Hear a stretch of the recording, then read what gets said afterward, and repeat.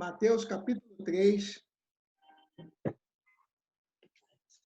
E acontece algo muito interessante aqui, queridos, e a gente precisa trabalhar em cima disso um pouquinho, e a gente entender esse contexto também.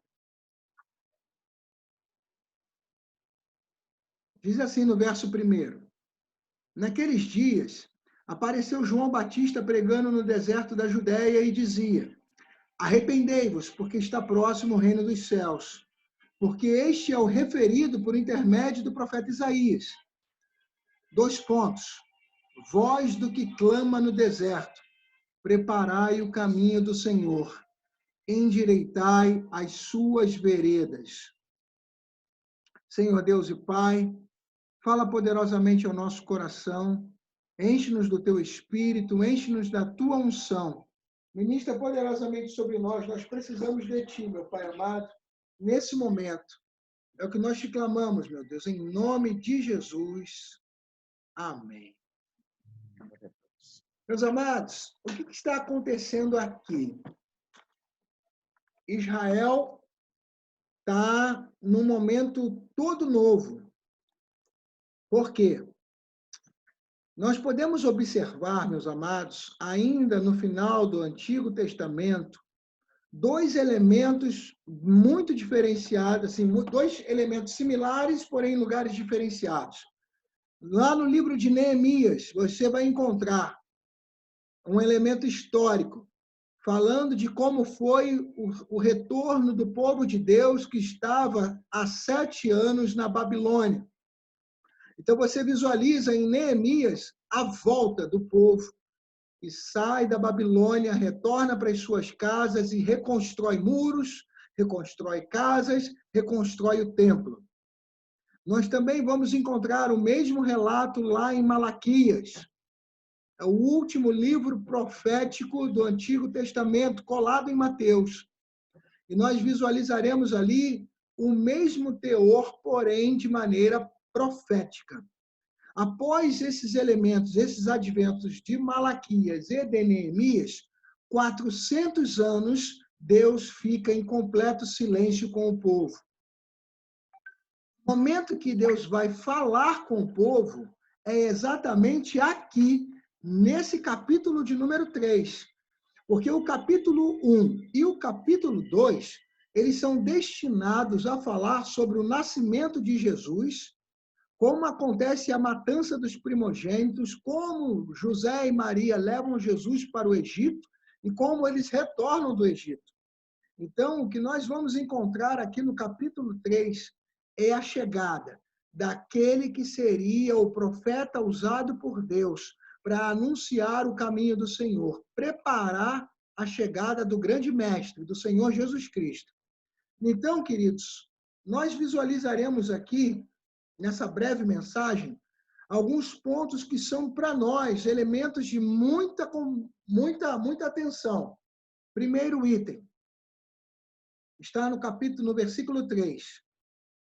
O que está acontecendo aqui é algo muito poderoso, porque essa menção descrita, voz do que clama no deserto, preparai o caminho do Senhor, endireitai as suas veredas, isso está descrito lá no livro de Isaías, queridos. 500 anos antes de Cristo, já estava anunciado. Não somente Isaías é um dos profetas, como se são descritos, que é descrito sobretudo como um profeta messiânico. Não tem nada a ver com a religião messiânica, mas é que ele, em todo tempo, ele anuncia o Messias. Haja visto 53, não é verdade? De falar de maneira muito clara, né? Ele foi transpassado pelas nossas transgressões, moído pelas nossas iniquidades. O castigo que nos traz a paz estava sobre ele, pelas suas pisaduras. Ou seja, traz menções claras sobre tudo o que é relacionado a Jesus. Mas aqui está descrevendo, queridos, de maneira muito especial, a chegada daquele que prepararia o caminho, que era João Batista. E João Batista, ele chega com um teor diferenciado. João Batista, ele era completamente incomum dos demais discípulos, dos demais profetas. A Bíblia fala que no versículo 4, ele tinha vestes de pelos de camelo, usava cinto de couro, a sua alimentação eram gafanhotos e mel silvestre. Ele era um cara diferente de tudo que se tinha visto até então. Uma pessoa que estava pregando no deserto da Judéia, usando roupa de pelo de camelo, comendo gafanhoto, tomando mel silvestre. Para a Bíblia citar algumas características assim muito peculiares, é porque realmente são. Então, o primeiro passo era um homem direcionado por Deus. O segundo passo era um homem diferente dos homens daquela época. E aí, estamos falando aqui de uma questão de conduta, era a sua forma, o seu traje. Mas era interessante porque quando o Senhor Deus ele lança uma voz profética, ele faz com que elementos materiais e elementos espirituais eles se unam. E a Bíblia fala no versículo de número 5, que saíam para ter com ele Jerusalém, toda a Judéia e toda a circunvizinhança do Jordão. E essas pessoas, no versículo 6, eram batizadas por ele, confessando os seus pecados. Então, o que está acontecendo aqui, meus amados, é que nós temos um homem que era diferente de tudo que se tinha em Israel, mas era um homem que tinha um chamado, tinha uma missão. E quando ele abria os seus lábios, ele não era um homem comum, era a voz profética de Deus atuando através dos lábios daquele homem. E ele pregava: arrependei-vos, porque está próximo o reino de Deus. Meus amados, pare um minuto e pensa. Durante todo o Antigo Testamento, nós visualizamos, sobretudo lá no início, no Pentateuco, Deus falando com o homem face a face, o tempo inteiro. E era muito poderoso o que acontecia ali. Isso aconteceu com Adão, haja visto o que aconteceu com Moisés, com Josué, as manifestações gloriosas do Senhor nas nuvens, no redemoinho de fogo, nas nuvens, tantas provas poderosas, o Mar Vermelho se abrindo. Então, queridos, o que nós visualizamos a partir de um determinado momento são profetas do Senhor anunciando. Nós tivemos um período de reis, período de juízes, e a Bíblia finaliza com um período muito poderoso relacionado aos profetas. Então, o Antigo Testamento ele encerra com profetas e o Novo Testamento ele começa com profetas. Porém, esse profeta era totalmente diferenciado. Mesmo assim, Deus mostra para nós que, por mais diferente que nós sejamos, Ele nos usa. Ele age com poder e grande glória através das nossas vidas. E assim como Deus tinha um projeto específico sobre a vida de João Batista, Deus tem um projeto específico para cada um de nós nos dias de hoje, ano de 2020. Amém, queridos? Então, o que estava acontecendo aqui é que ele estava num lugar improvável, sendo voz de Deus depois de um período de silêncio, meus amados, grandioso, 4 séculos de silêncio. E aquele homem estava, mais uma vez, iniciando uma trajetória, assim como todos os profetas. Eles faziam uma ligação entre o homem e Deus. Eles eram porta-vozes de Deus para os homens. E era o que estava acontecendo aqui. Muito interessante isso. Reparem que logo depois Jesus Cristo vem como o quê? Ele vem desenvolver um ministério chamado reconciliação. E ele veio para unir o homem a Deus. Então, isso é maravilhoso. Versículo 7, olha que lindo. Vendo ele, porém, que muitos fariseus e saduceus vinham ao batismo, disse-lhes: raça de víboras, quem vos induziu a fugir da ira vindoura? Produzi, pois, frutos dignos de arrependimento. E não comeceis a dizer entre vós mesmos: temos por pai Abraão, porque eu vos afirmo que destas pedras Deus pode suscitar filhos de Abraão. Vamos parar e pensar aqui um minutinho. Fariseus e saduceus, 2 castas religiosas muito poderosas da época. Assim como acontece aqui no Largo da Carioca, quando tem alguém ali fazendo algum número e a multidão fica em volta, também aconteceu lá. O Largo da Carioca, daquele momento, era aqui, o deserto da Judéia. Então, meus amados, iam todos ali para visualizar o que estava acontecendo e as pessoas iam se convertendo, iam entregando suas vidas para Deus. Mas também chegaram ali fariseus e saduceus. E João Batista, ele fala algo muito poderoso para eles. Produzir, pois, frutos dignos de arrependimento. O que significa isso, amados?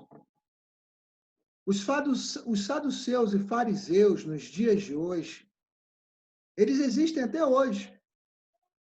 E são vários de nós que, às vezes, abandonamos os princípios, abandonamos a essência do Senhor Deus e viramos religiosos.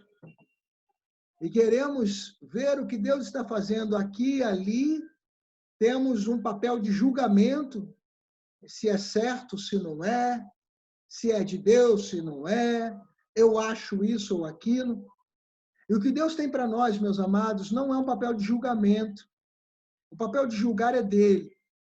O que Deus tem para nós, e ele fala de maneira muito clara, se tu uma bênção.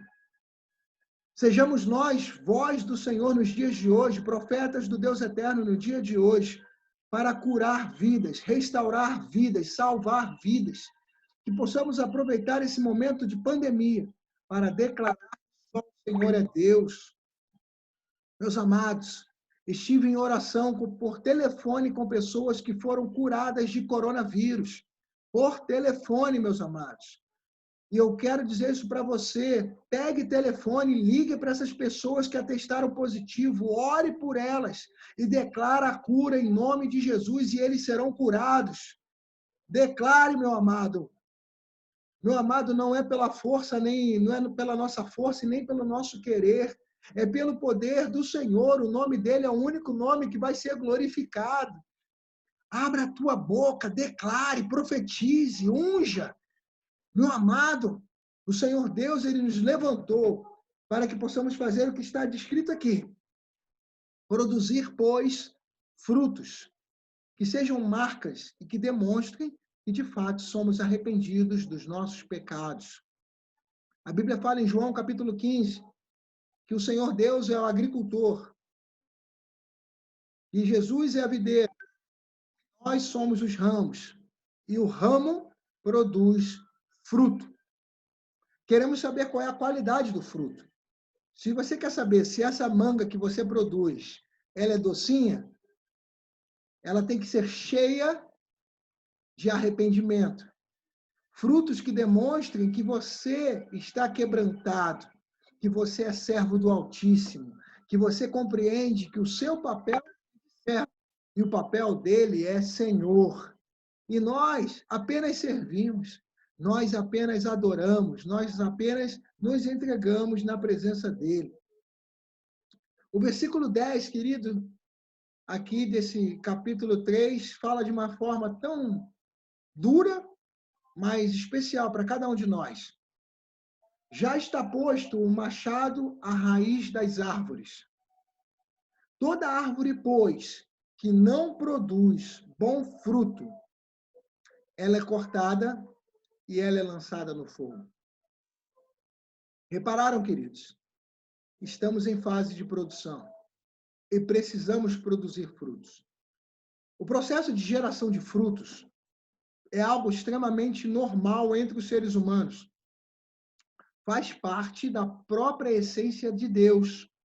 Reparem, no princípio criou Deus os céus e a terra. A terra, porém, estava sem forma e vazia, e o Espírito de Deus pairava sobre a face das águas. E aí, a partir desse versículo, nós observamos o processo de Deus de criação dos céus e da terra em 6 dias, se dando ao direito de descansar no 7º. Deus, ele é a criação. Em Gênesis, capítulo 1, dos versos 26 a 28, você vai encontrar: façamos o homem conforme a nossa imagem e semelhança. O que significa isso? Que a essência criadora de Deus, de geração de frutos, de produtividade de Deus, está em nós. Então, que possamos produzir frutos dignos de arrependimento e frutos de ótima qualidade, sabendo que os olhos de Deus passam por toda a terra e eles estão olhando para nós. Será que fruto Deus tem visto em você e em mim? Será que ele tem olhado para nós e tem visto a gente criticando do governo? É verdade, meus amados, que a gente está vendo coisas que a gente não esperava. Mas quem disse que somos nós que temos que julgar isso, meus amados?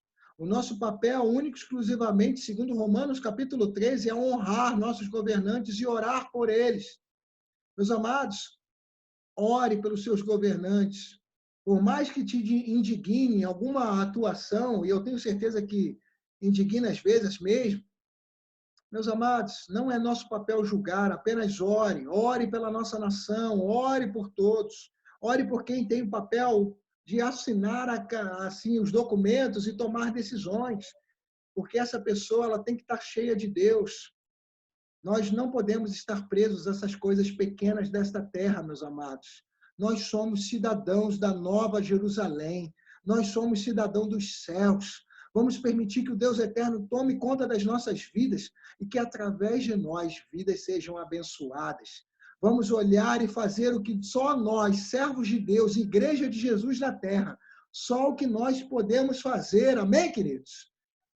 E que seja algo profundo e verdadeiro em nós.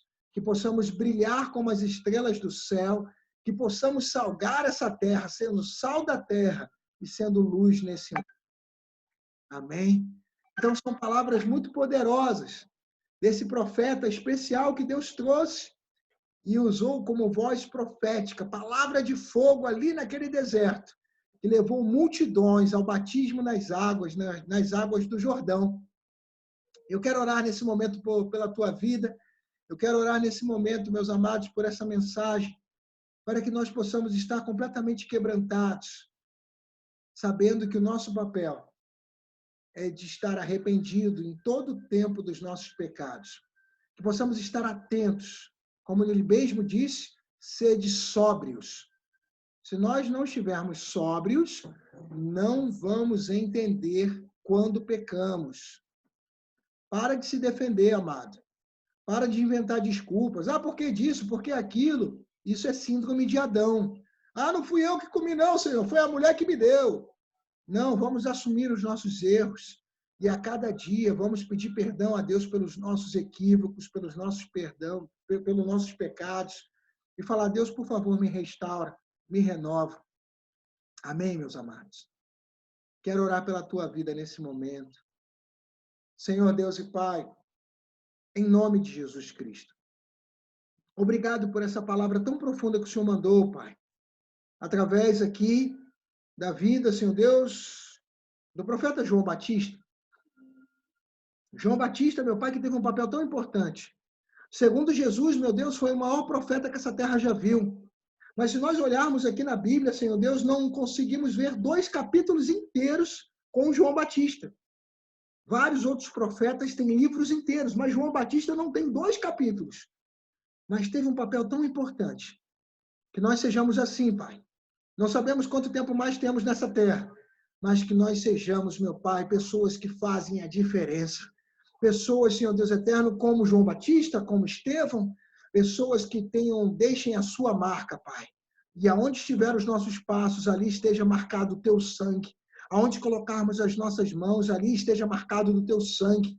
Aonde as nossas palavras onde as nossas palavras forem proferidas, que ali estejam as tuas palavras e ali esteja também o teu sangue. Em nome de Jesus, restaura a vida de cada um dos teus servos.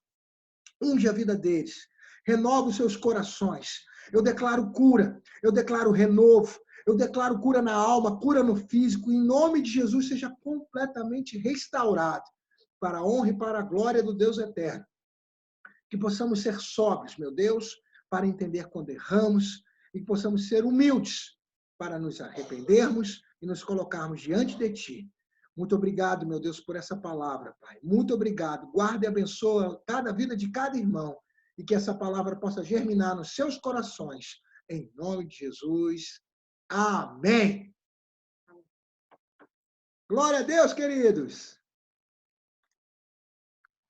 Glória a Deus.